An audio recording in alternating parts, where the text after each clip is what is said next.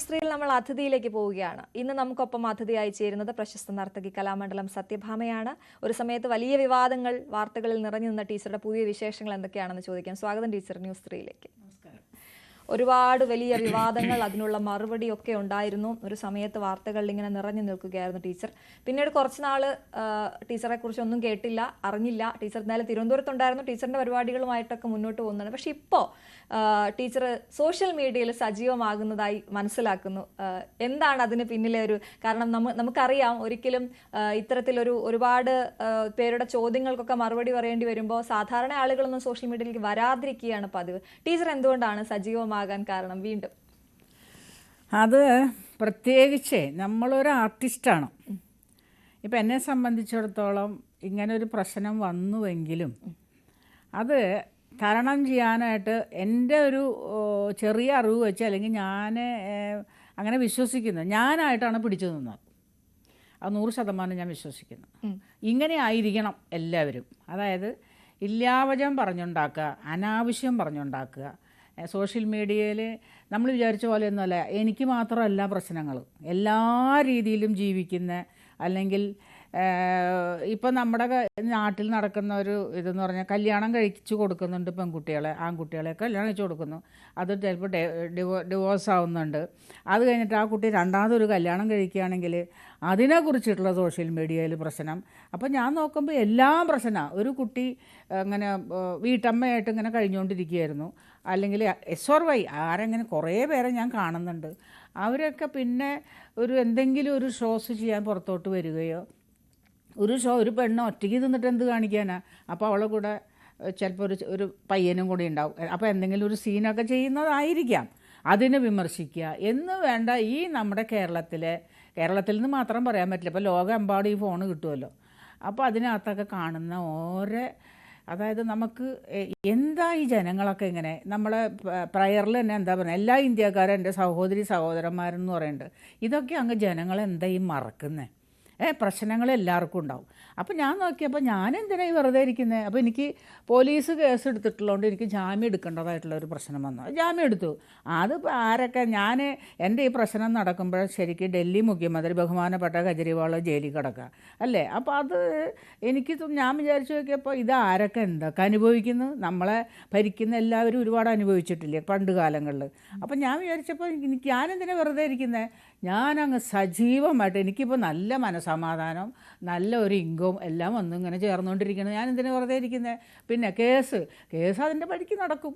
അത് അത്രേ ഞാൻ വിചാരിക്കുന്നുള്ളൂ. അതിൽ കേസില്ലെങ്കിൽ പിന്നെ ഈ കോടതിയിലുള്ള വക്കീലുമാർക്കും ഇവർക്കൊക്കെ വെറുതെ അവരിയ്ക്കണ്ടേ? അപ്പോൾ കേസ് വേണം അത്യാവശ്യം എന്നാണ് എൻ്റെ ഒരു വിശ്വാസം. കേസ് ഉണ്ടാവുന്നു, അതിൻ്റെ പുറകെ പോകണം, വക്കീലിന് പൈസ കൊടുക്കണം. അപ്പോഴത്തേക്ക് അതൊക്കെ ഇങ്ങനെ അങ്ങോട്ട് പോവും.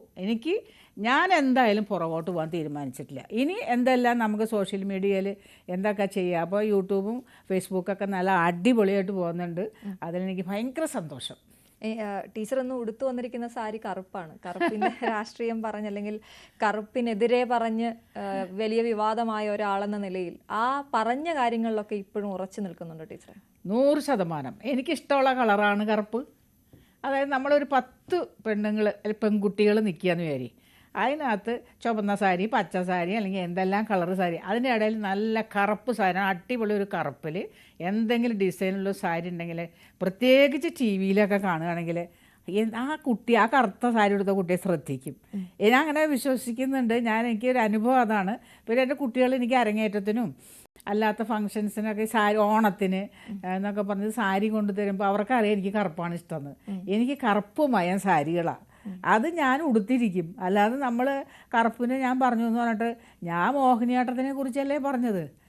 നാട്യശാസ്ത്രത്തിലോ ഭരതമുനിയൊന്നും കറുപ്പ് ചെയ്യാൻ പാടില്ല എന്നോ കറുത്തവർ ചെയ്യാൻ പാടില്ല എന്നൊന്നും എഴുതി വെച്ചിട്ടൊന്നുമില്ല. പക്ഷേ എൻ്റെ ഇത്രയും 48 വർഷത്തെ ഒരു എക്സ്പീരിയൻസ് കലാ ഫീൽഡിൽ, അപ്പോൾ എനിക്ക് അഭിപ്രായം പറയാൻ പാടില്ലേ?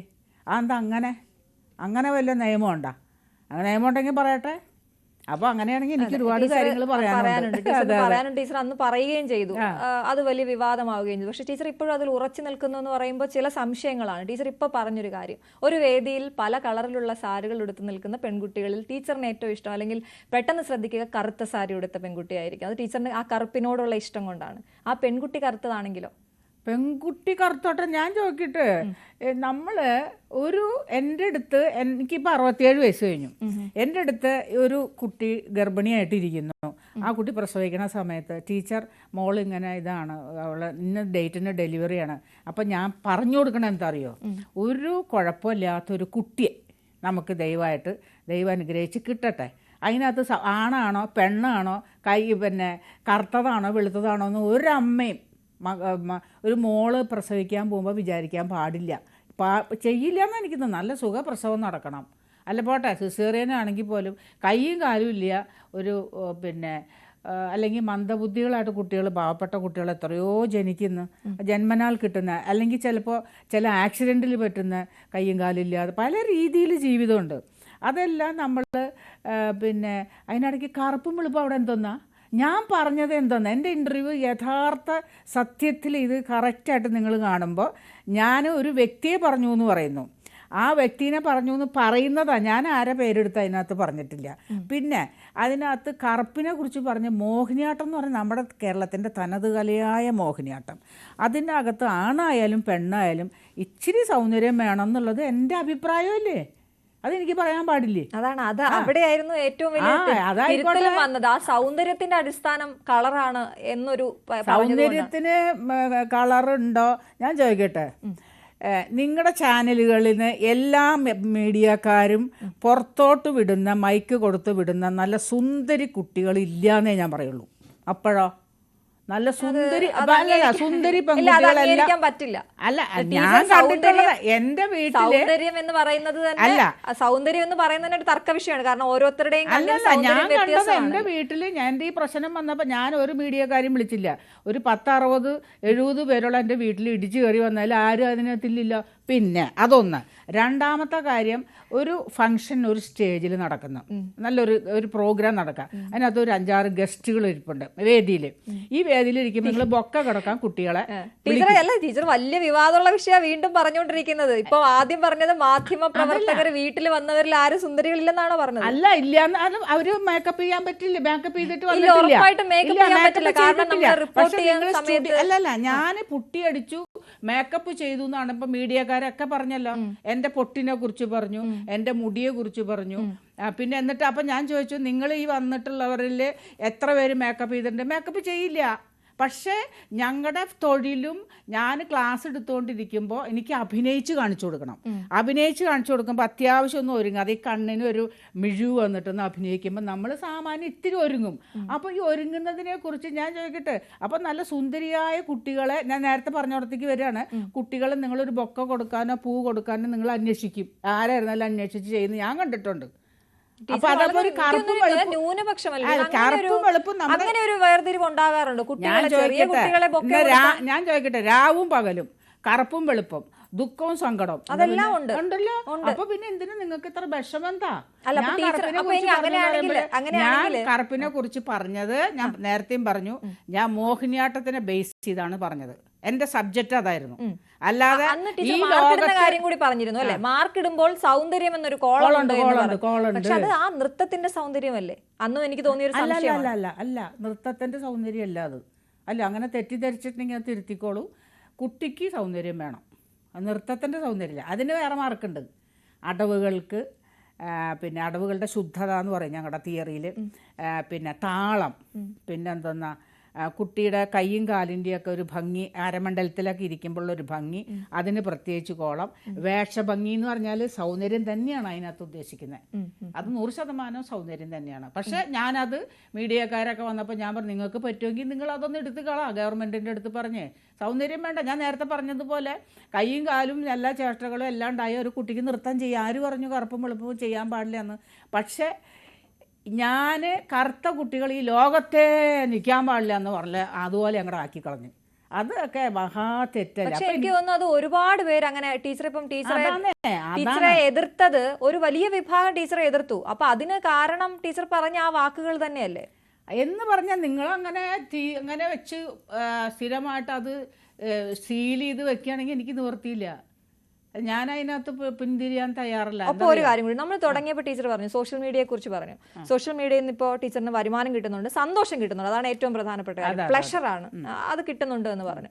അപ്പോൾ അതിനൊപ്പം ടീച്ചർ കൂട്ടിച്ചേർത്തൊരു കാര്യമുണ്ട്, പലരും ഒന്ന് കല്യാണം കഴിച്ചവർ രണ്ടാമതൊന്ന് വിവാഹം കഴിക്കുക, അല്ലെങ്കിൽ അങ്ങനെ ഒരുപാട്, അതെല്ലാം അങ്ങനെയാണെങ്കിൽ അവരുടെ അഭിപ്രായമല്ല. അപ്പൊ ടീച്ചർ അത് അംഗീകരിക്കണ്ടേ? ടീച്ചറിന്റെ അഭിപ്രായം പറയുന്നു, അല്ലെന്ന് അങ്ങനെ കല്യാണം കഴിക്കുന്നവരെ കുറിച്ച് വരെ മോശപ്പെട്ട കമന്റ്സ് വരും. അതാ ഞാൻ പറഞ്ഞു, എന്ത് കാര്യത്തിലും രണ്ടഭിപ്രായം ഉണ്ടാവും. അല്ല ആയിക്കോട്ടെ, അപ്പൊ നമ്മൾ എന്തിനാ വെറുതെ ഇരിക്കുന്നേ? അതുകൊണ്ട് ഞാൻ വെറുതെ ഇരിക്കില്ല. ഇല്ല എനിക്ക് കമന്റ്സ് ഇപ്പോഴും വരുന്നുണ്ടല്ലോ, ഞാൻ അത് വക വയ്ക്കുന്നേ ഇല്ല. എന്തിനാ അത്? എന്നെ ഇനി ആരും കല്യാണം കഴിച്ചുകൊണ്ട് പോകണ്ട, എനിക്ക് ഇത്രയും പ്രായമായി, ഇനി ഇവരെന്ത് പറഞ്ഞാലും എന്നാ. സത്യഭാമ ടീച്ചറിനെ അറിയാവുന്നവർക്കെല്ലാം എന്നെ അറിയാം. എന്നെ അറിയാവുന്ന ഒരാൾ പോലും ഈ ചീത്ത കമൻസോ വേണ്ടാത്തതൊന്നും പറയില്ല എന്നുള്ള എനിക്കറിയാം. അത് മതി. എല്ലാവരും നന്നാക്കാൻ നമുക്ക് പറ്റും. 1000 കുടത്തിൻ്റെ വായ നമുക്ക് കെട്ടാം, ഒരു മനുഷ്യൻ്റെ വായ കെട്ടാൻ പറ്റില്ല. അങ്ങനെ വിശ്വസിക്കും. എന്തായാലും വലിയ വിവാദമുണ്ടായി, അത് നിയമപരമായി പോയി, കേസായി, ടീച്ചർക്ക് ജാമ്യം എടുക്കേണ്ട അവസ്ഥ വന്നു. എപ്പോഴെങ്കിലും വീട്ടിൽ തനിച്ചിരുന്നപ്പോൾ ഇത് വേണ്ടിയിരുന്നില്ല, ഞാൻ പറയണ്ടായിരുന്നു എന്ന് തോന്നിയോ? അതെങ്ങനെ തോന്നും? എനിക്ക് നല്ലൊരു പരസ്യമില്ല. ഇപ്പൊ എവിടെ ചെന്നാലും എന്നെ പരിചയപ്പെടുത്തേണ്ട ആവശ്യമില്ല.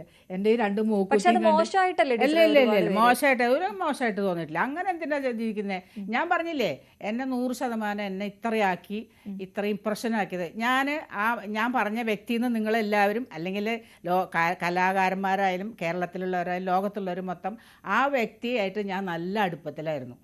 ഞാൻ ആ പയ്യനായിട്ട് ഒന്ന് ഫോണിൽ സംസാരിച്ചാൽ തീരുന്ന പ്രശ്നമേ ഉള്ളായിരുന്നു ഇത്. അങ്ങനെ അയാൾക്കൊരു സംശയം, ഞാൻ അങ്ങനെ ചെയ്തിട്ടില്ല എന്നൊരു ഉറപ്പ് എനിക്കുള്ളത് കൊണ്ട് ഞാൻ സംസാരിച്ചാൽ തീരുന്ന പ്രശ്നം ഇത്രയും പ്രശ്നമാക്കിയത് സോഷ്യൽ മീഡിയയാണ്. യാതൊരു സംശയമില്ല. ഒന്ന് ഫോണിൽ സംസാരിക്കാമായിരുന്നു അല്ലേ? അല്ല, ഞങ്ങൾ ഭയങ്കര സൗഹൃദത്തിലായിരുന്നു. എന്താണ്? അല്ല, ഞാൻ അദ്ദേഹത്തിന് ഇവിടെ പ്രോഗ്രാം കൊടുത്തിട്ടുണ്ട്. വൈലോപ്പള്ളിയിൽ ഞാൻ കമ്മിറ്റിയിലിരുന്ന സമയത്ത് പ്രോഗ്രാം കൊടുത്തിട്ടുണ്ട്. അദ്ദേഹം കളിപ്പിക്കുന്ന കുട്ടികൾക്ക് കാലിക്കറ്റ് യൂണിവേഴ്സിറ്റിയിൽ, അബുദാബിയിലൊക്കെ ഞാൻ ജഡ്ജായിട്ട് ഇരുന്നിട്ടുണ്ട്. എന്നിട്ട് 1-2 അടുത്ത് പ്രൈസ് കിട്ടുമ്പോൾ എന്നെ പിറ്റേ ദിവസം വിളിക്കും, ടീച്ചർ എൻ്റെ കുട്ടിയാണ് കളിച്ചത്. അപ്പോൾ എൻ്റെ കുട്ടിയാണ് കളിച്ചത് എന്ന് പറയുമ്പോൾ ഗുരുക്കന്മാരെ കാണിക്കുന്നില്ല, CD ഇട്ട് കളിക്കുമ്പോഴേ. അപ്പം നമ്മൾ അറിയണില്ല ഏത് ഗുരുവാണെന്നുള്ളത്. പ്രത്യേകിച്ച് മോഹിനിയാട്ടം, ഭരതനാട്യം ആണെങ്കിൽ നട്ടുവാങ്കത്തിന് ജതിയൊക്കെ കേൾക്കുമ്പോൾ നമുക്ക് ഇന്ന ടീച്ചറിൻ്റെ കുട്ടിയാണെന്ന് അറിയാൻ പറ്റും.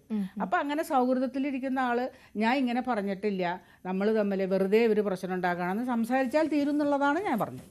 അതിനുശേഷം എപ്പോഴെങ്കിലും അദ്ദേഹത്തെ കാണേണ്ടി വരും? പിന്നെ നമുക്ക് കാണേണ്ട ആവശ്യമില്ല.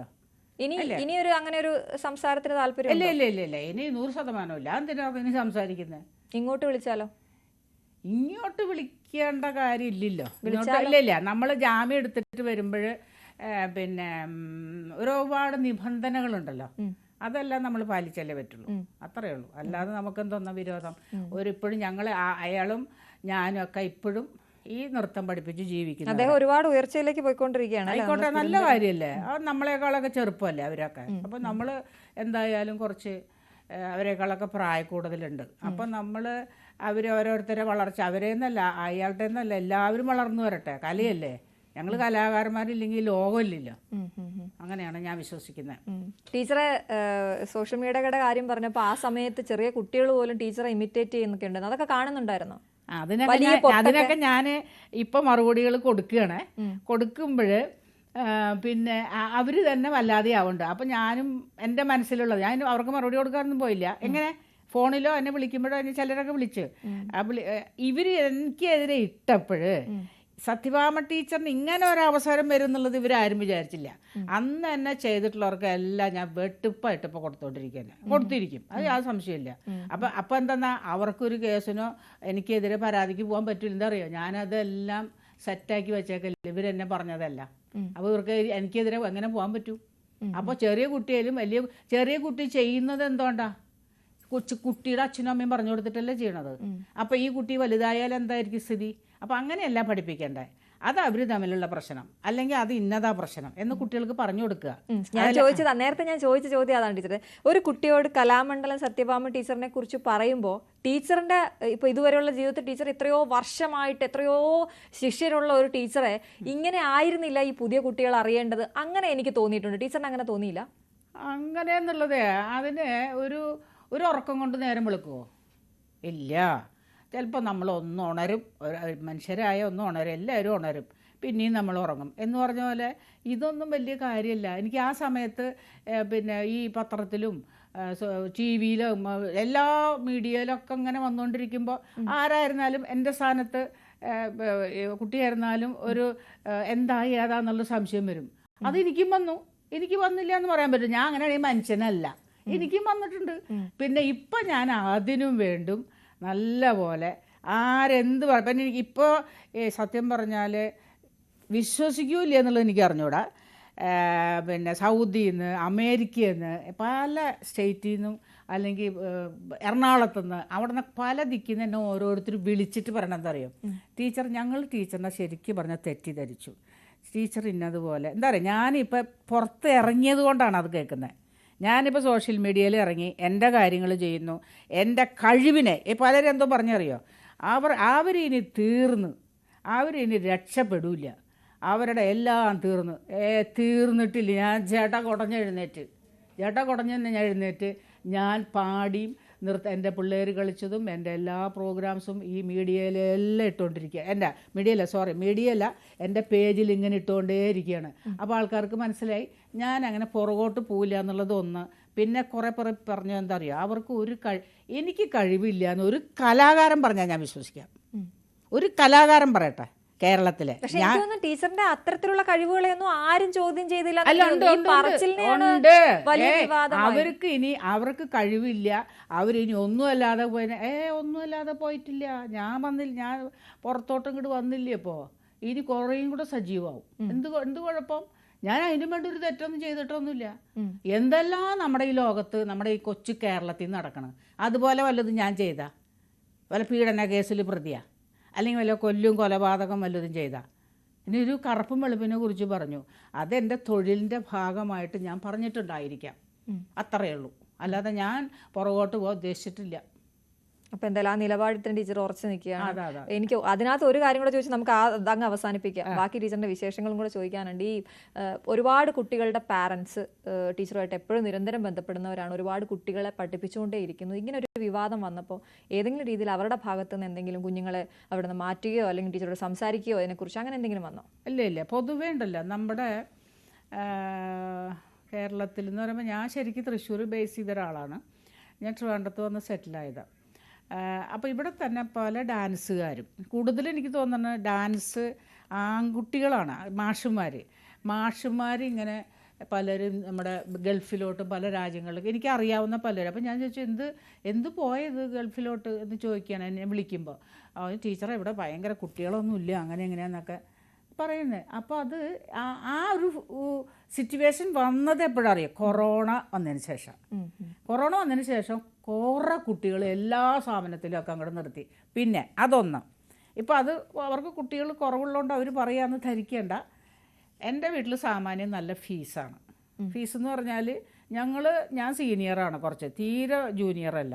പിന്നെ ഓരോ ടീച്ചർമാർക്കും ഓരോ തരം ഫീസാണ്. അപ്പോൾ ഫീസ് കുറച്ച് കിട്ടുന്ന ചില സ്ഥാപനം നോക്കി പോകുന്നവരുണ്ട്, അങ്ങനെ ചിലർ പോവും. പിന്നെ മെയിനായിട്ട് കൊറോണ കഴിഞ്ഞതിന് ശേഷം പിള്ളേർ കുറേ അങ്ങോട്ട് എല്ലാ സ്ഥാപനത്തിൽ നിന്നും പോയിട്ടുണ്ട്. പലരൊക്കെ ഗൾഫ് രാജ്യങ്ങളിലൊക്കെ പോയി. അവിടെ ആകുമ്പോൾ കുറച്ചും കൂടി വരുമാനം കിട്ടുമല്ലോ എന്ന് വിചാരിച്ച് പോകണം. അപ്പോൾ ഞാൻ ഈ പ്രായമായിട്ട് ഇനി ഗൾഫിലോട്ടും ഒന്നും പോകാൻ ഉദ്ദേശിച്ചിട്ടില്ല. എൻ്റെ പിള്ളേർ പോയി എന്ന് പറയാനായിട്ട് കുറേ ദിവസം കൊറോണ ആയിട്ട് അടച്ചിട്ട് കഴിഞ്ഞപ്പോഴത്തേക്കും നമ്മൾ ചിട്ടികളെല്ലാം പിടിച്ച് ജീവിക്കേണ്ട ഒരു ഗതികേട് വന്നു. ആ സമയത്ത് ആ ചിട്ടികളൊക്കെ പടഞ്ഞുകൊണ്ട് പോകണം. അല്ല, നമുക്കിപ്പോൾ ഇത് നിർത്തിയിട്ട് പോകാൻ പറ്റുമോ? വേറെ വരുമാനം ഇല്ലല്ലോ, ഞങ്ങൾക്ക് ഡാൻസ് പഠിപ്പിച്ചല്ലേ പറ്റുള്ളൂ. അപ്പോൾ കുട്ടികൾ ഈ കാരണത്താൽ കുട്ടികൾ പോയോന്ന് വെച്ചാൽ അങ്ങനെയൊന്നും പോയിട്ടൊന്നുമില്ല. ഇപ്പോൾ അത് പഴയതുപോലെ. പിന്നെ ഓടി കയറി എല്ലാ ദിവസവും കുട്ടികൾ എല്ലാ സ്ഥാപനത്തിലും ചേരുന്ന പരിപാടി ഒരു സ്ഥാപനത്തിലും ഇല്ല. സമ്മർ വെക്കേഷന് അല്ലെങ്കിൽ പൂജ ഹോളിഡേ ഇല്ല, നമ്മുടെ വിജയദശമിയുടെ അന്ന് അങ്ങനെയൊക്കെ. പിന്നെ കൂടുതൽ കുട്ടികൾ വരുന്നതൊക്കെ ആ സമയത്താണ്, അല്ലാതെ വരുന്നതൊക്കെ ഒന്നും മുറിയൊക്കെ ആയിട്ട് ഓരോ കുട്ടികളൊക്കെ വരും. ഇപ്പം എനിക്ക് സത്യം പറഞ്ഞാൽ ഒരു ബുദ്ധിമുട്ടുമില്ല. പിന്നെ ഒരു മോനേ ഉള്ളൂ, വേറെ ഒരുപാട് ദാരിദ്ര്യങ്ങളും കാര്യങ്ങളൊന്നുമില്ല. അങ്ങനെ അതൊക്കെ വെറുതെ ഒരു തെറ്റിദ്ധാരണയാണ്. ഈ മോഹിനിയാട്ടവും കറുപ്പുമായിരുന്നല്ലോ നമ്മുടെ പ്രശ്നം. അതെ, അപ്പോൾ ഈ മോഹിനിയാട്ടം കറുത്ത കുട്ടികൾ പഠിക്കണ്ട അങ്ങനെ തന്നെയാണോ ടീച്ചറെ? ഒരിക്കലും ഇല്ല. ഞാൻ കറുത്ത കുട്ടികളെയൊക്കെ പഠിപ്പിക്കുന്നുണ്ടല്ലോ. പക്ഷേ അല്ലല്ല, ഈ കഴിഞ്ഞ യൂണിവേഴ്സിറ്റിക്ക് എൻ്റെ ഒരു കുട്ടി മോഹിനിയാട്ടത്തിന് പോയി. ആ കുട്ടി നല്ല നിറമില്ല, ഒത്തിരി, പക്ഷെ അസാധ്യമായിട്ട് കളിക്കും. അപ്പം ഞാൻ പറഞ്ഞു, മോളെ നീ നന്നായിട്ട് കളിക്കുന്നുണ്ട്, പക്ഷെ നിൻ്റെ വേഷഭംഗിയുടെ കാര്യം വരുമ്പോൾ ഇത്തിരി എനിക്ക് എൻ്റെ കുട്ടിയോട് പേഴ്സണലായിട്ട് പറയാമല്ലോ. ഞാൻ പറഞ്ഞു മോളെ വേഷഭംഗി നിനക്ക് ഇത്തിരി കുറവാണ്. ആ സാരമില്ല ടീച്ചർ, എന്തായാലും ഒരു വേദി. അപ്പോൾ ആ കുട്ടിയുടെ അമ്മയും അച്ഛനും പറഞ്ഞു ടീച്ചർ ഒരു നല്ല നമ്മുടെ സനറ്റും ഉള്ളായിരുന്നു ഈ വർഷമല്ല കേട്ടോ, കഴിഞ്ഞ വർഷം. അത് ആ കുട്ടി അന്ന് ലാസ്റ്റ് കളിച്ചപ്പോൾ യൂണിവേഴ്സിറ്റിക്ക്. ഞാൻ പറഞ്ഞു അവർ പറയണത് എന്താ അറിയാം ടീച്ചർ, ഒരു വേദി എന്ന് പറഞ്ഞാൽ കുറേ ക്ലാസ്സിൻ്റെ ഫലമാണ്. അത് അറിയാവുന്നവർക്ക് അറിയാം എൻ്റെ കാര്യം. അപ്പോൾ ആ കുട്ടി അതങ്ങ് ഞാൻ കളിച്ചോ, നമ്മൾ കളിച്ചോ, ധൈര്യമായിട്ട് കളിച്ചോ. അങ്ങനെ കളിച്ച് പ്രൈസൊന്നുമില്ല. അപ്പോൾ എൻ്റെ കുട്ടിയോട് ഞാൻ പറയും ഇന്നതാ കാര്യം, മോളെ നിനക്ക് മാർക്ക് ചിലപ്പോൾ. പക്ഷെ ഒരു കാര്യമുണ്ട്, ഞാനൊരു ജഡ്ജായിട്ട് പോയി കഴിഞ്ഞാൽ ഞാൻ ഒരുപാട് സൗന്ദര്യം നോക്കിയില്ല. ഇപ്പോൾ ഇതാ ഡ്രസ്സ് മോശമാണെങ്കിൽ മാർക്കിടാത്ത ജഡ്ജസുണ്ട്. ഞാൻ ഒരു ഭരതനാട്യം ഡ്രസ്സ് ഇട്ട് ഒരു കുട്ടി വന്നാൽ കുട്ടിക്ക് ഇച്ചിരി കറുപ്പോ വെളുപ്പോ എന്തോ ആയിക്കോട്ടെ, നിറം അവിടെ നിൽക്കട്ടെ, നല്ല കൂടിയ സാരി ഇല്ലെങ്കിൽ അല്ലെങ്കിൽ ടെമ്പിൾ സെറ്റ് എന്ന് പറയും ഓർണമെൻറ്റ്സ് കൂടിയത്, അതല്ലെങ്കിൽ മാർക്ക് കുറയ്ക്കുക. അങ്ങനത്തെയൊക്കെ ഒരു മെൻറ്റാലിറ്റിയൊക്കെ ചില ജഡ്ജസ് വന്നിട്ട് നോക്കും. ഞാൻ പക്ഷെ അത് നോക്കില്ല. ആ സാമാന്യ ഒരു പാവപ്പെട്ട കുട്ടിക്ക് കളിക്കണ്ടേ, ഭരതനാട്യം ഡ്രസ്സാണോ നോക്കും, മോഹിനിയാട്ടം ഡ്രസ്സാണ് നോക്കും. മോഹിനിയാട്ടം ഡ്രസ്സേ ഒരു ടീച്ചർ എനിക്ക് ഇടപെട്ട് ഞാൻ ചോദിച്ചോട്ടെ, അങ്ങനെ ആയിരുന്നെങ്കിൽ ടീച്ചർ ഇതിനു വേണ്ടി അല്ലായിരുന്നോ വാദിക്കേണ്ട? നമുക്ക് മാറ്റിക്കൂടായിരുന്നു അത്? ടീച്ചർ ചെയ്യുന്നത് പോലെ ബാക്കിയുള്ളവരും വരണമെന്ന് പറയുമ്പോൾ അതൊരു കോസല്ലേ, അതൊരു ഒരു ഒരു ഒരു അങ്ങോട്ടേക്കൊക്കെ എന്തിനാ വലിച്ചഴിക്കുന്നത്? അല്ല ഞാൻ ചോദിക്കാം, മോഹിനിയാട്ടത്തില് സൗന്ദര്യം വേണമെന്നുള്ള കറുപ്പും വെളുപ്പിന്റെ ആണല്ലോ സബ്ജക്റ്റ് വന്നത്. അതിനിപ്പോ എന്തിനാ ഡ്രസ്സും കാര്യങ്ങളൊക്കെ? ഞാൻ ഇത് ഒരു ഉദാഹരണത്തിന് പറഞ്ഞു എന്നുള്ളതേ ഉള്ളൂ. അല്ല ഞാൻ ചോദിച്ചതാണ്, ടീച്ചർ അങ്ങനെ മാർക്ക് ഇടില്ലെന്ന് പറയുമ്പോൾ എനിക്ക് വലിയ സന്തോഷം തോന്നി. ടീച്ചർ അങ്ങനെ ഡ്രസ്സോ അല്ലെങ്കിൽ ഭംഗിയോ നോക്കി അല്ല, അവരുടെ ഡാൻസിനാണ് മാർക്ക് ഇടുന്നത്. പൊതുവെ പുറത്തുള്ളവരുടെ കാര്യം ഞാൻ ഇതാണ് ടീച്ചർ ചിലപ്പോ അന്ന് പറഞ്ഞിരുന്നത്. ഇത് മോഹിനിയാട്ടത്തിന് സൗന്ദര്യം വേണമെന്നില്ല. ഇപ്പൊ ഞാൻ ചോദിച്ചില്ലേ, ഞാൻ ഈ പറയുന്നതെല്ലാം എറണാകുളത്ത് തൃപ്പൂണിത്തറ കുറേ മോഹിനിയാട്ടത്തിൻ്റെ അതോറിറ്റീസ് ഉണ്ട് ഇഷ്ടം പോലെ. എനിക്ക് തോന്നുന്നു ട്രിവാൻഡ്രത്തിനേക്കാളും എന്താ തൃപ്പൂണിത്തറ ഭാഗത്തേക്ക് പോകുമ്പോൾ കിട്ടും. അവരോടൊക്കെ സംസാരിക്കും. ഞാൻ പറയണെങ്കിൽ നിങ്ങളൊക്കെ അവരെ ഒന്ന് വിളിച്ചുകൊണ്ട് വരുത്തും. അപ്പോൾ അവർ ഇതുപോലെ എൻ്റെ അഭിപ്രായത്തിനോട് യോജിക്കുന്നുണ്ടോ നോക്കണം. എന്നെ വിളിച്ചു കൊടുത്തിട്ട് എൻ്റെ ഒരു അഭിപ്രായം, അല്ലെങ്കിൽ എന്ത് ചെയ്യണം, ഞങ്ങൾ കുറച്ച് മോഹിനിയാട്ടം പഠിപ്പിക്കുന്ന ടീച്ചർ, ഞാൻ പറയുന്ന മോഹിനിയാട്ടം കൊണ്ടുവരാവൂ. ഭരതനാട്യം കുച്ചിപ്പുടിയൊക്കെ മനസ്സിലായി ടീച്ചർ വേറെ സ്റ്റേറ്റിന്റെ ഞാൻ പറഞ്ഞത് ആ ഒരു കാരണത്തിന് ഉറപ്പായിട്ട് കൊണ്ടുവരാം. ടീച്ചർ ഞാൻ പറഞ്ഞ ടീച്ചർ നമ്മൾ ആ ഒരു കാരണത്തിന് വേണ്ടിയായിരുന്നു ഇറങ്ങി തിരിച്ചെങ്കിൽ ടീച്ചറിന്റെ കൂടെ കുറെ ആളുകൾ കൂടി നിന്നേനെ എന്നുള്ള ടീച്ചർ പറയുന്നത് അത്രയും നല്ല കാര്യമാണല്ലോ. എന്റെ കൂടെ നിൽക്കുന്ന ആൾക്കാരെ കണ്ടാലേ ഞെട്ടും. അങ്ങനെ ഒരാളെ കുറിച്ച് ഞാൻ ചോദിക്കുന്നു. നാഗസൈരന്ധ്രിയുടെ അടുത്തിടയ്ക്ക് പോയിരുന്നു. അതെന്താണ്? അപ്പൊ അതിനും ആളുകളുടെ കമന്റ് ഉണ്ട്, അത് സോഷ്യൽ മീഡിയയിൽ കയറാൻ വേണ്ടിയിട്ടാണെന്ന്. ഞാൻ നോക്കിയാ ഞാനിപ്പോ ഇവിടുന്ന് ഈ സ്റ്റുഡിയോന്ന് ഞാൻ എൻ്റെ വീട് വരെ നടക്കുക എന്ന് വിചാരിച്ചു, അതിനും കമന്റ് വരും. സത്യഭാമ ടീച്ചറിന്റെ നടന്നു പോണ് കേട്ടാ, വണ്ടിയില്ല ഒന്നുമില്ല, നടന്നു പോണ്. അതിന് അപ്പം അതിൻ്റെ താഴെ ഒരു 1500 കമന്റ് വേണ്ടാത്തതും, അതിനിടയ്ക്ക് ഒരെണ്ണം നല്ലതിടും. ഇതൊക്കെ ഇതൊക്കെ നോക്കാൻ പോണ്, നമ്മുടെ ഉറക്കം പോവും. ഇതൊക്കെ നോക്കി ആവലാതി വെപ്രാളൊക്കെ വന്നിട്ടെ ഉറക്കം പോവും. ഈ ഉറക്കം പോകുമ്പോൾ ഭക്ഷണം കഴിക്കാത്തേക്കാളും ക്ഷീണമാണ് ഉറങ്ങിയില്ലെങ്കിൽ. അറിയില്ലെങ്കിൽ അറിഞ്ഞോ, ഞാൻ അനുഭവിച്ചിട്ടുള്ളതാണ്. അതുകൊണ്ട് ഇതെല്ലാം സോഷ്യൽ മീഡിയയിൽ വരും. അപ്പൊ ഉറക്കം പോയ ആളുകൾ ഉണ്ടായിരുന്നല്ലേ ടീച്ചറിന്? ഇല്ല അങ്ങനെയൊന്നുമില്ല. ഞാൻ പറഞ്ഞില്ലേ, എന്റെ സ്ഥാനത്ത് ആരായിരുന്നാലും എന്തെങ്കിലുമൊക്കെ ചെയ്തേനെ. അങ്ങനെ ചെയ്യാനുള്ളതല്ലല്ലോ. ഒരു മനുഷ്യജന്മം കിട്ടുന്നത് ഒരുപാട് കാലത്തെ. ശരി, നമുക്ക് ആ വൈൻഡപ്പ് ചെയ്യുന്നതിന് മുമ്പ് നാഗസൈരന്ധ്രിയെ കാണാൻ പോയത് എന്തിനായിരുന്നു എന്റെ ചോദ്യം. എന്താണ് അങ്ങനെ ഒരു ആഗ്രഹം? വിഷ്വല് പ്രേക്ഷകർക്കായിട്ട് നാഗസൈരന്ധ്രിയുടെ അടുത്ത് പോയ അങ്ങനെയുള്ള ഒരു പ്രത്യേകിച്ചൊരു ഇതൊന്നുമില്ല. ഞാന് എൻ്റെ ഫേസ്ബുക്കിൽ ഞാനൊരു ലൈവ് ഒരുപാട് ഇന്നൊരു ലൈവ് പോയി. ഞാൻ ഇടയ്ക്കിടയ്ക്ക് ലൈവ് പോണ ആളാണ്. എൻ്റെ ഡാൻസിൻ്റെ സംബന്ധം എൻ്റെ കുറേ ഫ്രണ്ട്സ് ഉണ്ടല്ലോ. പോയി കഴിഞ്ഞപ്പോഴത്തേക്ക് ഞാനിങ്ങനെ പറഞ്ഞു, അല്ല ഇപ്പം ഞാൻ ഇവിടെ പറഞ്ഞതുപോലെ തന്നെയാണ് പറഞ്ഞത്. അതായത് ഒരുപാട് കമൻസുകളൊക്കെ വരുമല്ലോ. കമൻസൊക്കെ വന്നപ്പോൾ ഞാൻ പറഞ്ഞു, ആ നാഗസൈരന്ധ്രി എന്തെല്ലാം പറയണേ, ഇന്നാളെന്തെല്ലാം പറയണേ എന്നൊക്കെ പറഞ്ഞപ്പോൾ എൻ്റെ ഒരു ഫ്രണ്ട് എന്ന് പറയാൻ പറ്റില്ല, എൻ്റെ മോൻ്റെ പ്രായമുള്ള ഒരു പയ്യനുണ്ട്. അവൻ എൻ്റെ അടുത്ത് പറഞ്ഞു, ടീച്ചറെ ഇത് നാഗസൈരന്ധ്രിയുടെ അടുത്ത് ഞാൻ ചെന്നപ്പോൾ പറഞ്ഞു, ടീച്ചർ ഇങ്ങനെ നാഗേനെ സപ്പോർട്ട് ചെയ്ത് സംസാരിച്ചു. സപ്പോർട്ട് ചെയ്യാന്ന് പറഞ്ഞാൽ ഇങ്ങനെ എന്തെല്ലാം കമന്റ് ഇടുന്നത്, എന്തിനാ ഇങ്ങനെ ഇടുന്നത്, ആ കുട്ടീനെ പറയുന്നതിന് മറുപടി ആ കുട്ടി പറയുന്നത് ഇതാണ്. പക്ഷെ സോഷ്യൽ മീഡിയ എന്താ ഇങ്ങനെയെന്ന് ചോദിച്ചപ്പോഴത്തേക്ക് ആ പയ്യൻ്റെ അടുത്ത് പറഞ്ഞു, പിന്നെ എനിക്ക് അവരെ ഒന്ന് കാണാൻ പറ്റുമോടോ എന്ന് ചോദിച്ചു. അതിനെന്താ ഞാൻ പറയാം, ടീച്ചറിൻ്റെ അടുത്ത് പറയാം. അങ്ങനെ ഞാൻ ആ കൊട്ടാരക്കര വഴി തൃശ്ശൂർ പോകുമായിരുന്നു. പോയി വന്നപ്പോഴത്തേക്ക് ഈ പയ്യനെയും കൂടെ കൂട്ടിയിട്ട് ഒന്ന് കാണാൻ പോയി, അത്രയേ ഉള്ളൂ. അല്ലാതെ പിന്നെ ഒരു കാര്യമുണ്ട്, നമ്മുടെ ഇപ്പോഴത്തെ കാലത്തെ ആൾ ദൈവങ്ങളെയൊക്കെ അറിയാലോ. അറിയാലോ. ഈ ആൾദൈവങ്ങൾക്ക് ഒരു മരണം ഉണ്ടല്ലോ എപ്പോഴെങ്കിലും. അപ്പൊ അടുത്ത ആൾദൈവങ്ങൾ വേണ്ടേ? അതവരൊക്കെ ആയിരിക്കും ഇവര്. അതുകൊണ്ട് ഞാൻ അതിനെ കുറ്റപ്പെടുത്തുന്നൊന്നുമില്ല. ആരെങ്കിലും എന്തെങ്കിലും കാണിച്ചോട്ടെന്നേ. നമ്മളെന്തിനാ അവരെയൊക്കെ കുറ്റപ്പെടുത്താൻ? ഇഷ്ടം കൊണ്ട് കൂടി അല്ല, ഇഷ്ടമൊന്നുമില്ല. എന്ത് ഇഷ്ടം? കൊച്ചു അധികം പ്രായമൊന്നുമില്ലാത്തൊരു ചെറിയ പെൺകുട്ടിയല്ലേ. അപ്പൊ അവരങ്ങനെ അവരെന്തൊക്കെയോ കാണിക്കുന്നു. അതിന് നമ്മളെന്തിനാ? അപ്പൊ ഞാനൊരു നല്ലൊരു നാട്ടും പ്രദേശം ഞങ്ങൾ കണ്ടു, വിഷ്വല് കണ്ടിട്ട് നടന്നൊക്കെ പോണത് ഞാൻ വളരെ കഷ്ടപ്പെട്ട് അങ്ങോട്ട് നടന്നു പോയത്. ആ വിഷ്വലാണ് ഇപ്പൊ നമ്മൾ മഴയൊന്നും ഇല്ലാത്തതുകൊണ്ട് ഭാഗ്യമായി പോയി. അതെ, ഒരൊറ്റ ചോദ്യം കൂടെ ചോദിച്ചാൽ നമ്മൾ തീർക്കുകയാണ്, അവസാനിപ്പിക്കുകയാണ്. ടീച്ചറെ രാഷ്ട്രീയം എന്താണെന്ന് അറിയാൻ ആഗ്രഹമുള്ള ഒരുപാട് പേരുണ്ട്. ടീച്ചർ ഏത് ഈ രാഷ്ട്രീയം പറയാൻ നിന്ന ഇല്ല, ഒറ്റ വാക്കിൽ ഉത്തരം മതി. ഏത് പറയാൻ എളുപ്പമാണല്ലോ. Congress, CPM, BJP. അല്ല അങ്ങനെ 3 പാർട്ടിയിലും കലാകാരന്മാരും ഉറച്ചൊരു പാർട്ടിയിൽ നിൽക്കില്ല. എത്ര കലാകാരന്മാർ ഇപ്പൊ മെയിൻ ആയിട്ടുള്ള കുറെ നമ്മുടെ സൂപ്പർ സ്റ്റാറുകളും നമ്മുടെ ഗാനഗന്ധർവന്മാരിൽ കുറെ പേർക്കൊക്കെ ഏത് പാർട്ടിയെന്ന് സത്യമായിട്ട് എനിക്കറിയാം. പക്ഷെ അവര് സജീവമായിട്ട് പ്രവർത്തിക്കാൻ പോകുന്നുണ്ടോ? ഇല്ല. എന്തുകൊണ്ടാന്നുള്ളത് ഞാൻ പറയുന്നില്ല. അവർക്ക് കുറെ കാര്യങ്ങൾ പലരിൽ നിന്ന് കിട്ടണം. അവാർഡുകൾ, ബേവാർഡുകൾ. ടീച്ചറുടെ മനസ്സിലൊരു പാർട്ടി ഉണ്ട്, പക്ഷെ പറയില്ല. ഇല്ല. ഞാൻ കലാമണ്ഡലത്തില് സിൻഡിക്കേറ്റ് മെമ്പർ ആയിരുന്നു.